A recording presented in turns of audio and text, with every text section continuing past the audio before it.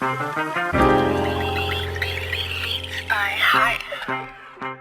loved them, and I felt like I was their protector.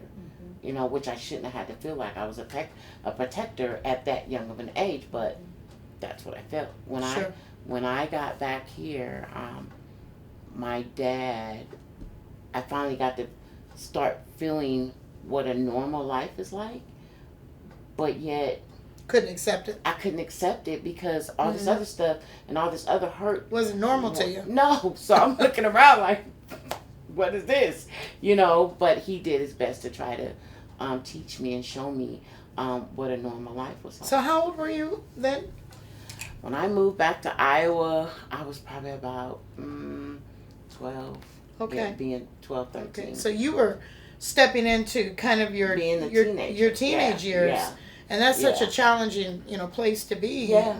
Especially when you're angry. Yeah. Your environment is different. Yeah, and you feel low for yourself and you blame yourself for the stuff that happened. Because I believed in my right mind that I was doing something to attract this man.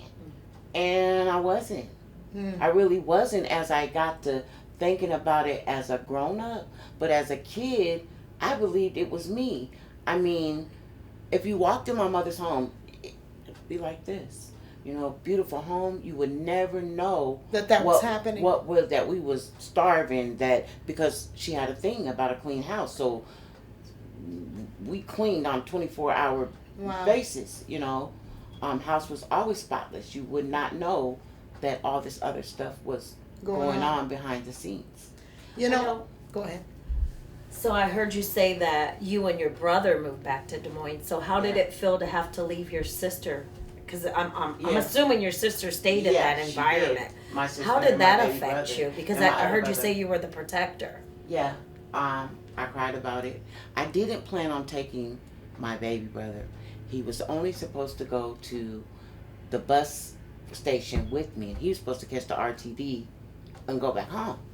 Well, he started crying outside that bus window, and I was like, forget it. Now, mind you, I'm only 12, but I had to look grown or something, because I just picked him up, Kids Road Free, and I just put him on with me, and they let us come. Yeah. My. They let us come. Yeah. Wow. Yeah. You know what? I mean, even though you were young, you were brave. You were brave without knowing that you were brave. You were brave. Yeah. You know, and I hear so many, people our age, or I should say at that age, where there's a part of us that, God had his hand on your life. Yes. He's definitely had his hand on your life. Yeah. So. And I never thought, I didn't know that at the time. Mm-hmm. I look at it now. She asked about my sister. My sister has what they say is schizophrenia. But I say that it is all the things that we went through. She just one day just cracked and just said, I'm done. I ain't dealing with it no more. I don't have to deal with reality, and I ain't dealing with it. Because there are some days that I can talk to my sister and be like, look, and she be like, she gets me. She gets what I'm talking about. But I think that it's just that she didn't want to deal with reality anymore. Yeah, it took her to that place where she just the place of no return. Yeah. And there are things, situations can it can happen that way where people go through so much that you they just break. For me it was fight. I would fight. My dad will tell you, he put me in school here, and I just began to fight. So how is your relationship with your siblings now? Love. We are very close. Okay. My brothers, I love them both, and my sister, even though she goes through her mental things, she's still my sister. And I love her to death, and will take her anywhere with me, and I don't care what other people think. Right. And I'll tell people, do you see that girl walking up the street with the doggy over on the west side? That's my sister. That's my sister. I don't care. All right. I love her. So that's beautiful. Yeah, that's beautiful. Yeah, we are very close. Is your mother? She's passed on. Okay. She passed on, and I kind of felt.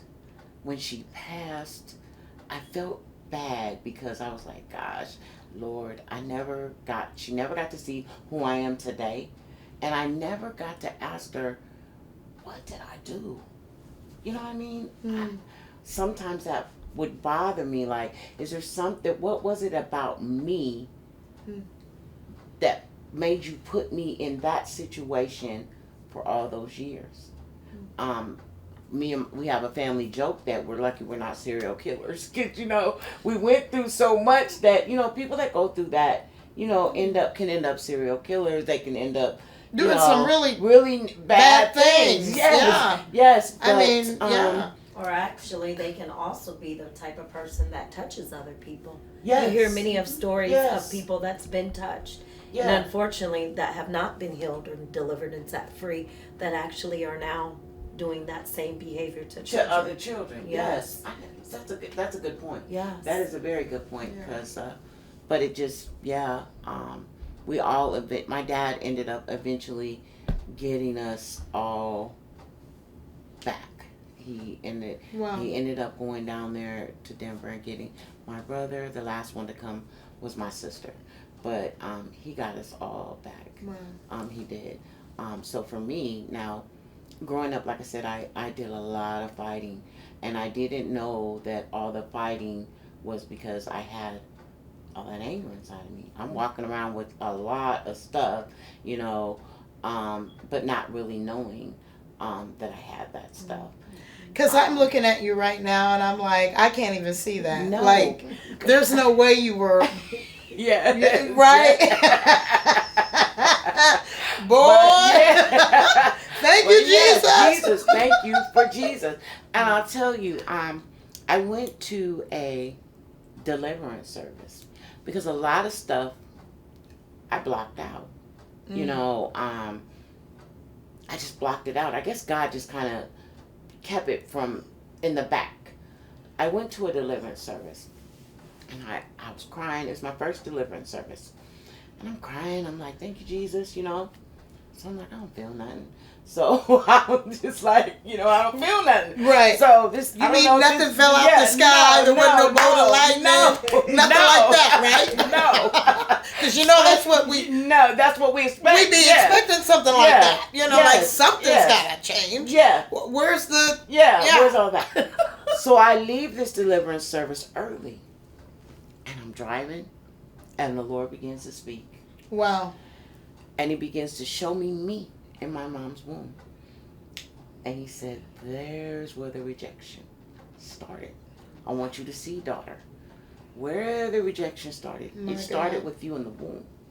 And as He walked me through this, my life, I began to tears were just rolling. Stuff began to come back to me that I had pushed away, that I didn't even remember. And I'm like, but it was falling off. It was falling off. As the tears was flowing, stuff was falling off. And when I get to my husband, I'm a wreck. He's looking at me like, what is going on? What happened to you, honey? What is wrong? I just began to explain to him, like, God showed me this, and it all made perfect sense. Wow. God began to show me. He kept me. He kept me because I was so reckless and didn't care. I walked around. I had a pistol in my purse. My dad had to take my pistol from me. I'd pull it. I'd shoot up a place. I had no problem with doing those type of things. When my dad would preach, he would tell the story that he had a bootlegging joint, and he never told us that he had this bootlegging joint, so I didn't know it was my dad's. Okay. So Dad got a story too. Yeah. Okay. So I'm at this bootlegging joint. Well, I shoot up the place. You shoot up the place? His place? Yes. Oh, I didn't know it was his. Whoa. I didn't know it was his. Oh. And because of that, wow. He called me that morning and was like, I want the gun now. I was like, Dad, I ain't got no gun. He said, don't tell me you were down there and you shot up my place last night. I was like, uh-oh. He said, you got 10 minutes to get that gun to my house, and I mean now. Oh, wow. he was not playing. And, you know, my dad was a probation officer, you know, so he didn't play no games. And I was scared of my dad, so I was like, okay. And I went and I gave him my pistol, and I never carried. But I think that was God as well, because I probably would have shot somebody, killed somebody, been in jail for the rest of my life. Yes. But because that's the plans that the enemy had for me. He had plans for me, for my life, to try to destroy me, because he knew my destiny. See, and when he knows your destiny, he's even harder on you. You know that. Yeah. Oh yeah. So I have went through many deliverance services. Okay. I fight hard never to see that mean, ugly, drug addict, abused person. She's gone. She died. So you mentioned drug addict. Yes. So you went through not only anger, shooting up daddy's joint. Yes. Okay. Hey, you know. You also struggled with addiction. Yes, I smoked crack for many years. I was a drunk. If I wasn't smoking crack, or I might probably start off drinking, which would lead, that's the gateway, or smoking weed, and it'd be the gateway. Next thing you know, at nighttime, I'd be running around looking for crack. You know, God kept me even in that, because I had my kids while I was a crack addict. And you know, and I'd be out there hustling, don't get it wrong. I have to be stealing, I'd be anything I could do, my hustle for the day, to take care of my habits.